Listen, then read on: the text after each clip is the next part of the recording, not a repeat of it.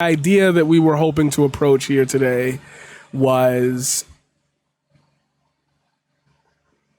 why you don't want a big shout out from a big creator. So everybody and their mother at one time had told Mike from PA Central Committee, Big Mikey, was like, yo, I want to support black creators, find me a black creator. I wasn't ready to stream at that point. I was going to stream like 2 hours later. The moment he said that, I ran to the computer. I clicked it. I pressed live. I was so unprepared. And like I had gotten a filter over of some people, but he had directed the raid somewhere else. Before he did that though, he had gone to my profile. This is back when I was the P shift, I think. This might have been P shift days. It depends. Because I remember the day I switched over to the paradigm shift, and I think this was before that. And I got a little spillover, but like right when he did that,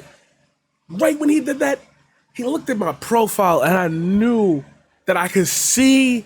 And this was the first time I tried to read somebody that I just didn't know. I was just like, let me look at the body language.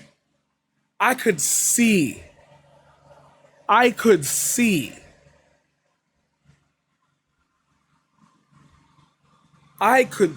in his eyes the regret that I wasn't online.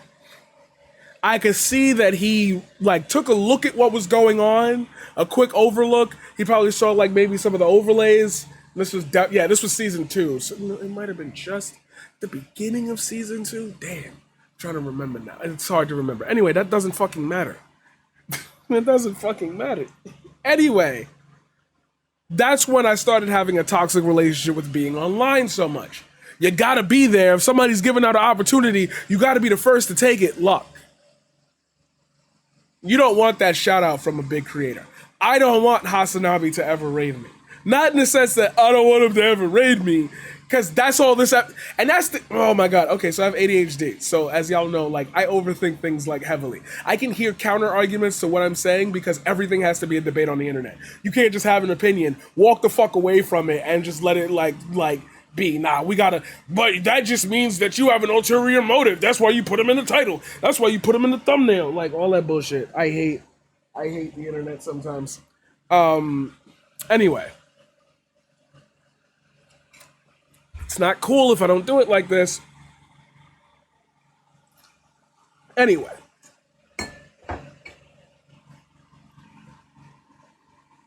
The epithet, that's the wrong word. Fuck it.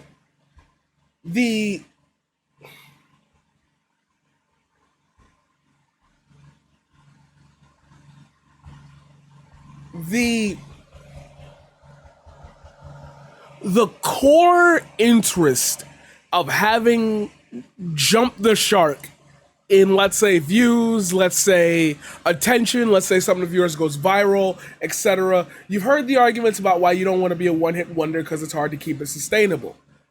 I feel like not enough literature has been given out in realm of live streaming. This is new. We are aware of that, right? In this capacity, live streaming is new. In this capacity, especially with just chatting, this shit is new. And I've been through all of the iterations of Twitch. From Justin TV all the way to here, like, I can tell you with certainty I can go into some chats and that streamer will remember me from all of us, however, kind of just, that's to the past. Gotta move forward. In live streaming capacities, having a streamer like Hasanabi raid me would only burn my brand faster than it would build it. Because every single person that comes and joins there, let's say he raids with 30,000. Let's do some math to explain an emotional point, because where are the facts? Where are the figures? Out of the 30,000 people in Hasanabi's chat, at least 4 of them are racist. You couldn't control that if you wanted to. They just don't type. You don't know. Just that alone is already of a push to be like, everybody could dip but those 4 people because they don't like the black streamer that Hasanabi chose to raid. spam me with a bunch of stuff, ruin it for me. That creates controversy. Controversy swings back over to Hassan. Hassan's like, I'm not gonna. How the fuck am I supposed to know? I already know that. I'm not stupid enough to ever pin it on him. But say I can think 6 steps away. You gotta have a smooth community before you even try to get that much attention at first. Because now you gotta worry about people's live opinions.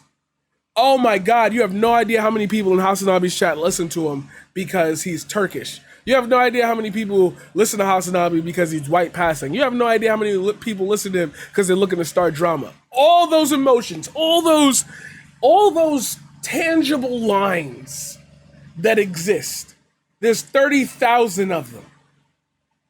I gave you a description of 4 of them, but you could fill in different motives for thousands of people. To dump that into a creator who might not be prepared for it.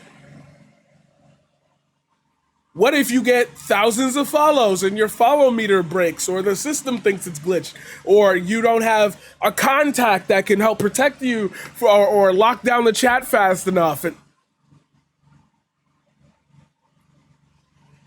the way you handle your first 5 minutes, the way everything looks in the first 5 minutes, that's what decides if you're top tier. Every time somebody comes into your stream, the first 5 minutes are if you're top tier. And if you have pre-roll ads, you're essentially fucked from anybody who's never been in here before. So when your average of subscribers is 5 times, if your subscriber number is 5 times your normal audience, the only people who see you are people who might have accidentally got gifted a sub. Or somebody who's come and recommended and said, I'll stick around. You have to build and to throw all that emotion at one person. And we haven't even talked about what you're supposed to do in your first 5 minutes. And why Hasanabi rating me would be a bad idea. This sounds like fucking reverse psychology. I'm just using him as an example because political streamer to political streamer. Like, I talked about 2 so far. Manageable sizes. Your first 5 minutes. I have a good first 5 minutes for large raids. But I know how raids work because I'm a chatter as well. I'm not divorced from that ecosystem yet.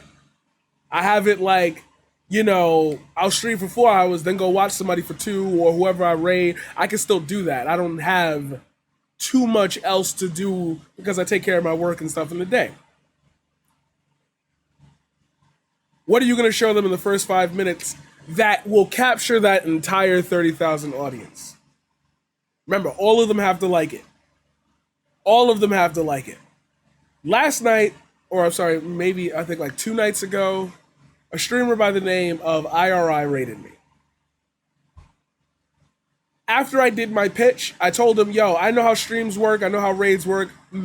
75% of y'all are gonna leave because you got other places to go, other places to be. You going night, or you're waking up, I don't know anything, blah, blah, blah. You came for one streamer. Give me 5 minutes of your time, I'm gonna see if I can prove it to you, blah, blah, blah, and then I do the thing. I'm not going to do it here because...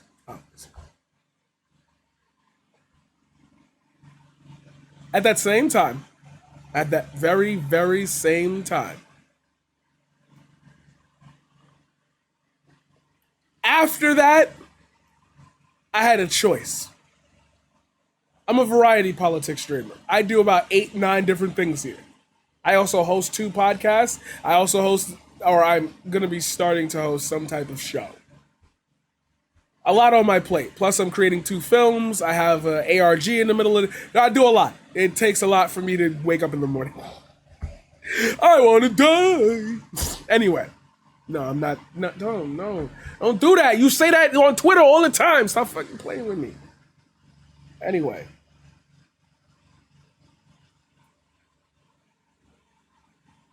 When given this circumstance that you cannot appease that rating audience at a small size completely.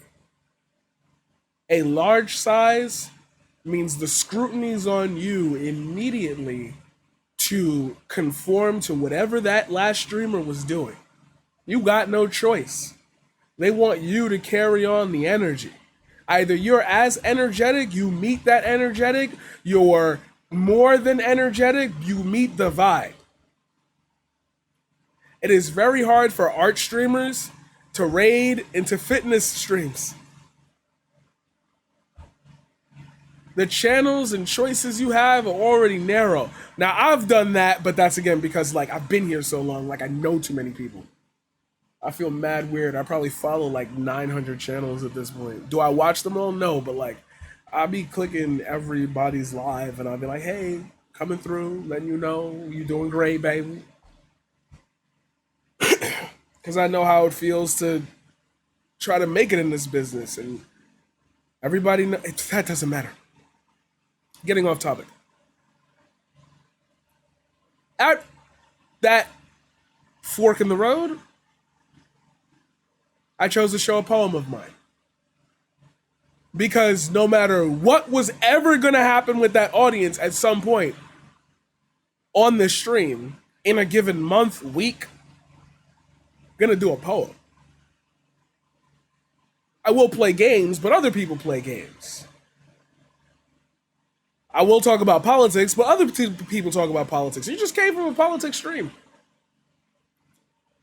I could do like mobile stuff. I could draw. I got some paintings I could explain. We could roll up and talk about stories. We could. What else we be doing here? A lot of stuff. We could invite some friends over and have a little weed conversation.